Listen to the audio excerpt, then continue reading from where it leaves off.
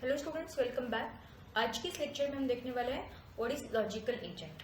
Okay, so in this particular video I am going to tell you what is logical agent, what are different components of logical agent. Then we are going to see how logical agent working of logical agent, and then we are going to see one example of logical agent, and at last I'm going to tell you what is the difference between logical agent and knowledge based agent. Okay, so ये भी question आपके इन semester exam के लिए बहुत important है कि logical agents क्या होते हैं, या फिर इस डिफरेंस भी पूछा जा सकता है, what is the difference between logical agent and knowledge based agent. Okay, so let's start with the definition. So logical agent is a type of intelligent agent that uses a logic to represent the knowledge. तो logical agent क्या है? आपका एक intelligent agent का एक type है, और वो क्या यूज करता है? लॉजिक यूज करता है. So logic in the sense we have two types of logic, propositional logic and first order logic. Okay, तो ये type of agents क्या करते हैं? Whenever they want to represent any knowledge, they can use propositional logic or first order logic. Also, they can make decisions through inference. तो ये क्या करते हैं? इन्फ्रेंस करते हैं. इन्फ्रेंस मतलब क्या? Deriving new facts from the oldest fact. Okay, हमारे पास कुछ डेटा पहले से अवेलेबल है, कुछ फैक्ट्स अवेलेबल है, तो उसके ऊपर हम क्या करते हैं? नया फैक्ट क्या करते हैं? जनरेट करते हैं, डिराइव करते हैं. ओके, और उसको लेकर हम क्या कर सकते हैं? डिसीजन क्रिएट कर सकते हैं, can take the decisions. Okay, also this agents are subset of knowledge based agent. तो नॉलेज बेस्ड एजेंट का ये क्या है? एक सबसेट है. तो ये क्या करता है? Basically your logical agent gathers, percepts और you can say the observation, then objects the knowledge with them and use logical reasoning to infer new facts and decide what action to take. Okay, तो ये क्या करता है? For example, your logical agent is present in one of the environment. So first वो क्या करेगा? perceive करेगा information को. Okay, उसी को हम क्या बोल रहे हैं? observations. ये क्या करेगा? sense करेगा, पूरे इंफॉर्मेशन को सेंस करेगा. उसके बाद जो भी इंफॉर्मेशन उसने सेंस की है, जो भी ऑब्जर्वेशन उसके पास है, वो उस ऑब्जर्वेशन को नॉलेज बेस में क्या करेगा? अपडेट करेगा. For example this is your knowledge base, तो उसमें उसके अंदर ये क्या करेगा? जो भी इंफॉर्मेशन, जो भी ऑब्जर्वेशन उसने परसीव किए हैं, उनको क्या करेगा? नॉलेज बेस में डाल देगा. उसके बाद ये जो नॉलेज बेस में जो भी फैक्ट्स है, जो भी इंफॉर्मेशन या फिर ऑब्जर्वेशन उसने डाली हुई है, उसके ऊपर वो क्या करेगा? लॉजिकल रीजनिंग परफॉर्म करेगा. ओके, और लॉजिकल रीजनिंग परफॉर्म करने के बाद वो क्या करेगा? नया fact, new fact it can generate. Okay, and according to that it can take the action. Okay, it can decide what action I can take over here. So in that way your logical agent works. So now entailment. Okay, entailment is a concept which is used by your logical agent, जो कि हम आगे देखने वाले हैं. Logical agent entailment use करता है. Okay, so we have knowledge base. Okay, and for example we have one sentence. तो knowledge base में एक से ज्यादा sentences available है, right? तो हम कब बोल सकते हैं? A sentence alpha is entailed by knowledge base KB. Okay, हम represent कैसे करेंगे? KB, then entailment symbol and then alpha. Okay, if alpha is true in all models where KB is true. तो KB के अंदर जो भी facts है वो अगर true है, okay, और आपका जो भी alpha है वो भी अगर true है, तो हम बोल सकते हैं कि your sentence alpha is entailed by your knowledge KB. और इसका simple meaning क्या है? One statement or set of another multiple statements, okay, or we can say that one statement or set of statements logically implies another. Logically क्या बोल रहे हैं? अगर ये set of statements true है, तो जो भी अल्फा है हमारा नया statement जो है वो भी क्या है? true है. okay, तो ये entailment process logical agent use करता है. तो आगे हम देखते हैं कि किस तरीके से वो यूज करेगा. So the next point is components of logical agent. Logical agent के कौन कौन से कंपोनेंट्स है? तो सबसे पहला है नॉलेज बेस. तो नॉलेज बेस लॉजिकल एजेंट को क्यों चाहिए? To store the facts about the world as logical sentences. जो भी उसने परसीव की हुई इंफॉर्मेशन है, तो वो क्या करेगा? उसको नॉलेज बेस में स्टोर करेगा. लेकिन नॉलेज बेस में स्टोर करने वक्त वो रिप्रेजेंट कैसे करेगा उस नॉलेज को? एक तो वो प्रपोजिशनल लॉजिक यूज करेगा या फिर फर्स्ट ऑर्डर लॉजिक को यूज करेगा. कोई इनमें से एक को यूज करके वो नॉलेज उसमें रिप्रेजेंट करेगा, और उसके बाद वो क्या करेगा? नॉलेज बेस में उस नॉलेज को स्टोर करेगा. After that tell KB sentence. Okay, तो KB stands for knowledge base and sentence मतलब आपका फैक्ट. ओके, तो उसके बाद ये क्या करेगा? टेल मतलब tell is an operation which is used by your logical agent. It can add a new fact और new sentence to the knowledge base. तो logical agent can add new fact or new sentence to the logical base, and to add that sentence it can use tell operation. Okay, tell operation से वो क्या करेगा, नई fact केबी में store करेगा. After that we have another operation that is ask. Okay, ask KB query. Okay, तो यहाँ पे क्या करेगा logical agent, it checks whether a fact logically follows from the KB. Okay, that means whether it is इंटेल्ड.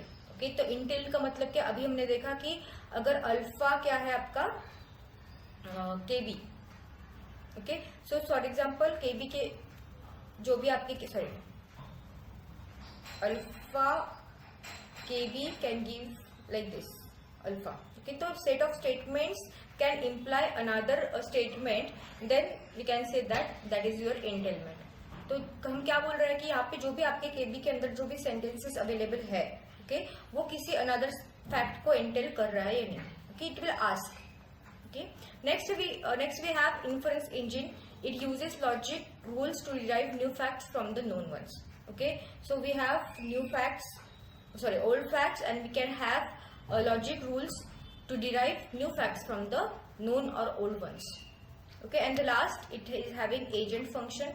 It decides on the actions based on the answers to logical queries. तो जो भी logical queries ask की हुई है उसके ऊपर कौन से एक्शन उसको परफॉर्म करनी है, that will be decided by your agent function. Okay, so similarly अभी हम देखने वाले कि वर्किंग कैसे है, लॉजिकल एजेंट का क्या वर्किंग है. तो सबसे पहले क्या करेगा, परसीव करेगा इन्वायरमेंट को. तो यहाँ पे हमने वम्पस वर्ड का एग्जाम्पल लिया. तो वम्पस वर्ड में आपको पता होता है कि 16 रूम्स अवेलेबल है और यहाँ पे हमें सोना ढूंढना है. Okay, 16. I'm not drawing all 16s, but I'm just showing you the picture. Okay, तो इस तरीके से 16 रूम्स होते हैं और किसी एक में क्या है, गोल्ड रखा हुआ है, किसी रूम्स में पिट भी है और कहाँ पे भी क्या है, वम्पस है. ओके, वम्पस मतलब शैतान. ओके, और हमें क्या करना है, वम्पस को अवॉइड करके हमें गोल्ड को ग्रैब करना है. ठीक है, तो जो भी आपका रोबोटिक एजेंट रहेगा वो किसी एक रूम में प्रेजेंट है, और जब भी वम्पस आजू बाजू में रहेगा तो स्टेंच मतलब bad smell will be there. जब आजू बाजू में पिट है तो गुड स्मेल मतलब ब्रीज विल बी देयर. तो ये आपको एनवायरमेंट पहले से नोन है. Okay, so perceive the environment मतलब यहाँ पे क्या करेगा आपका रोबोट, आपका agent, it will perceive the environment, it will sense all the things. Okay, तो क्या यहाँ पे एग्जाम्पल में बोला कि agent perceive breeze in the current square. Okay, for example यहाँ पे अगर पिट है तो ऑफकोर्स यहाँ पे क्या रहेगा, ब्रीज रहेगा. जहां पे पिट होगा वहां पे उसके नेबर स्क्वायर में क्या रहेगा, ब्रीज रहेगा. तो ये एजेंट ने सेंस किया है. ओके, उसके बाद अपडेट द नॉलेज बेस, मतलब ये टेल करेगा नॉलेज बेस को. क्या करेगा, उसने क्या सेंस किया अभी कि वहां पे क्या है, ब्रीज है. कौन से स्क्वायर में ब्रीज है, उसका नंबर. फॉर एग्जाम्पल अगर रो वाइज हम देखते हैं, सो 1 2 3. ओके, अगेन कॉलम 1 2 3, और ब्रीज कहाँ पे प्रेजेंट है, 1 and 2 में. Okay, row number 1 and column number 2. तो यहाँ पे क्या है, ब्रीज प्रेजेंट है फॉर एग्जाम्पल. तो ये बताएगा नॉलेज बेस को कि ब्रीज कौन सी स्क्वायर में आ रही है, 1, 2. उसके बाद रीजनिंग मतलब आस्क करेगा वो, the agent queries the KB to infer whether there might be a pit nearby. Yes, हमें पता है नॉलेज से कि पिट जहाँ पे होगा वहां पे क्या है, ब्रीज है. और उसने सेंस किया कि मुझे ब्रीज मिल रहा है, तो ही कैन इन्फर दैट कि उसके जो भी बाजू वाले जो भी स्क्वायर होगा वहां पे क्या रहेगा, पिट रहेगा. ओके, तो ये पूछेगा, ये रीजनिंग परफॉर्म करेगा. It will ask to the KB that pit है क्या, 1 1 में है या फिर पिट 1 3 में है या फिर 2 2 में है. मतलब इसके बाजू वाले जो भी स्क्वायर्स रहेंगे 2 1 whatever the numbers are there, तो इनमें पिट है क्या नहीं. ओके, उसके बाद decision making based on logical influence. अभी अगर पिट है तो ब्रीज वहां पे आएगी. ओके, तो ब्रीज है यहाँ पे मतलब यहाँ पे कोई गड्ढा नहीं है, यहाँ पे कोई वम्पस भी नहीं, मतलब ये सेफ लोकेशन है. ओके, तो इसके ऊपर जो भी रीजनिंग परफॉर्म की है उसके ऊपर ये क्या इन्फर करेगा कि ये जो नेक्स्ट मेरा स्क्वायर में जहाँ पे मूव कर रहा हूँ वो क्या है, सेफ मूव है, सेफ प्लेस है मेरे लिए. Okay, once he decided that this is my safe move, then he can act on it. Okay, the agent execute the action, that means it moves to the safe square. Okay, so in that way your logical agent can work. Okay, simple the thing are given here. Wumpus world में squares में contain pits और wumpus जो हमें already पता है. और हम prepositional logic, अभी जो भी मैंने एक्सप्लेन किया है उसको हमें किस तरीके से रिप्रेजेंट करना है, प्रपोजिशनल लॉजिक या फिर फर्स्ट ऑर्डर लॉजिक. तो यहाँ पे हम प्रपोजिशनल लॉजिक यूज कर रहे हैं. तो ब्रीज एक्स वाई मतलब column and row number of that room. Okay, so breeze X Y 1 and 2 में अगर ब्रीज आ रही है, कब आ सकती है? एक तो उसके फॉर एग्जाम्पल यहाँ पे वो लोकेशन है, यहाँ पे उसको ब्रीज आ रही है, ओके, तो एक तो ये लोकेशन, एक तो ऊपर वाला लोकेशन, एक तो यहाँ वाला लोकेशन और एक तो ये वाला लोकेशन, यहाँ पे पॉसिबिलिटी क्या है? पिट होने की, ओके, पिट होने की पॉसिबिलिटी है, क्योंकि जहाँ पे नियर बाय पिट होगा वहां से ब्रीज आएगी, ओके। तो हम यहाँ पे क्या चेक करें कि x+1y, ओके, मतलब उसका जो भी रो नंबर है उसको इंक्रीज किया, मतलब ऊपर वाला, यहाँ पे पिट है या नहीं, ओके, या फिर उसका माइनस मतलब नीचे वाला पिट, ये वाला बॉक्स अगर यहाँ पे पिट है क्या नहीं वो चेक करेगा। उसके बाद y+ मतलब ये वाला चेक करेगा और y-1 मतलब ये वाला चेक करेगा। अगर इसी के इनमें से पिट है तो यहाँ पे ब्रीज अवेलेबल रहेगी, मतलब यहाँ पे हम इन्फर कर सकते हैं। तो इसको लॉजिकली हम कैसे बोल सकते हैं? There is a breeze in square XY if and only if, तो ये जो सिंबल है वो किसका है? If and only if there is a pit in any of the 4 neighbouring squares, जो 4 नेबरिंग स्क्वायर्स है उसके अंदर कहीं भी तो पिट पॉसिबल है, तभी यहाँ पे क्या है? ब्रीज आ रही है, okay. So in that way you can explain the working of logical agent, and this is what the difference between logical agent and knowledge based agent. तो हमें पता है पहला डिफरेंस क्या बोल रहा है कि लॉजिक यूज करते हैं यहाँ पर हम लोग, फर्स्ट ऑर्डर लॉजिक और propositional logic to represent the knowledge, to make reasoning and to make decisions, okay. यहाँ पे हम क्या करते हैं नॉलेज बेस में? यहाँ पे agents can represent, store and use knowledge to act intelligently, okay.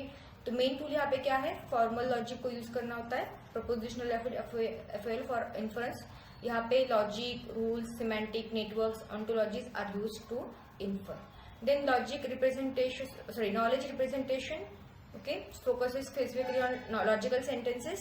If breeze, then pit is nearby. It uses any structured knowledge representation, not limited to knowledge. Then type, a subset of knowledge based agent. Logical agent is what? Subset of knowledge based agent, and it is general class that includes logical agents and other types. Example हम ले रहे हैं यहाँ पे wumpus का, wumpus world agent using propositional logic. यहाँ पे हम agents which are using logic, rule based systems और other forms of knowledge can be the example. Next, inference mechanism. It relies on logical inference, ask, tell and entailment, and it may use logical inference और other reasoning mechanisms, okay. तो यहाँ पे एक point note करना है आपको, all logical agents are knowledge based agent. तो हर एक लॉजिकल एजेंट क्या है? नॉलेज बेस्ड एजेंट है, but not all knowledge based agents are logical agents. मतलब सारे लॉजिकल एजेंट्स क्या है? नॉलेज बेस्ड एजेंट्स है, बट सारे knowledge based agents are not logical agents. So in that way you can write an answer for the question in exam, okay. If you want to download these notes, you can go to the www.topstudymaterial.com. You can download from there. Thank you for watching.